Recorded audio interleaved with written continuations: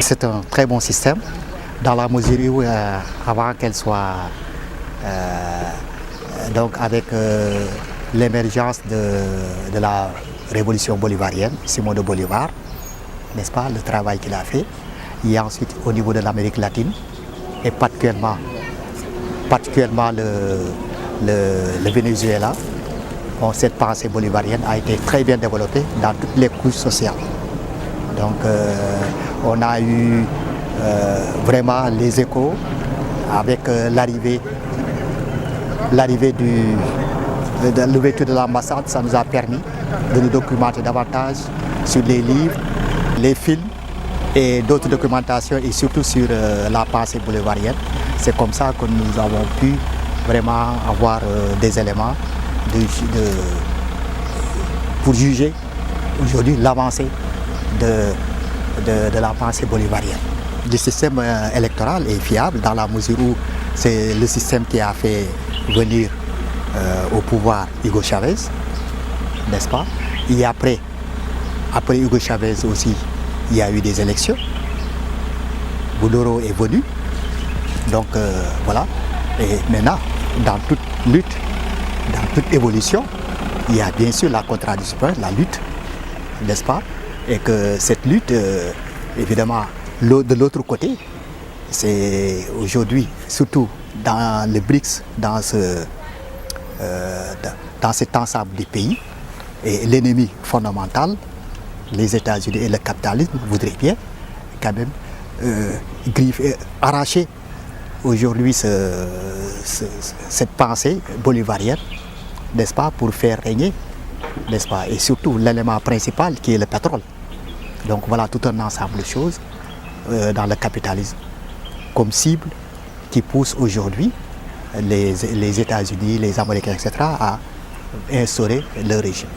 Il y a des remous, les gens qui ne comprennent pas concrètement, qui veulent arracher leur souveraineté, qui veulent ce peuple souverain aujourd'hui continue sa lutte. Mais cette lutte, c'est une spirale, ça va continuer. Il ne faudrait pas que le peuple vénézuélien a cette pensée bolivarienne. Il ne faudrait pas que les gens dorment sur leur laurier. C'est une lutte perpétuelle, on doit continuer des systèmes de lutte de classe, etc.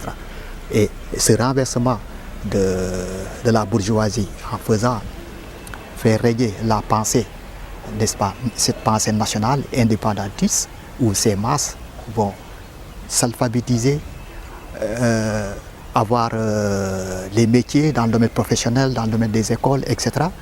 Et évidemment, il y aura toujours des remous, des gens qui voudront renverser ce régime. Mais en fait, la recommandation principale, c'est-à-dire que ce sont toujours les masses qui feront l'histoire. Et que ces masses aujourd'hui ont besoin d'être alphabétisées. Ces masses aujourd'hui ont besoin de s'émouvoir. Ces masses aujourd'hui ont besoin de s'habiller, d'avoir des maisons, etc. Vous avez vu pendant l'ère de Hugo Chavez, des constructions, des maisons ont été faites, etc. Et surtout l'arme principale sur l'alphabétisation qui a été un bond bien en avant avec l'animation, avec l'audiovisuel, etc. Donc c'est un exemple dans le monde entier. Et cet exemple, n'est-ce pas, ce n'est pas une goutte d'eau, au contraire, c'est vraiment une pluie torrentielle dans le monde actuellement où nous vivons. Il faut se libérer, mais comment? En comptant sur ses propres forces et en essayant aujourd'hui de faire le maximum possible pour que notre maturité, notre histoire, notre identité, n'est-ce pas, puisse vraiment s'immerger et que la classe bourgeoise ne soit pas devant et que cette classe prolétarienne puisse vraiment être à la hauteur pour que je soutienne le peuple vénézuélien.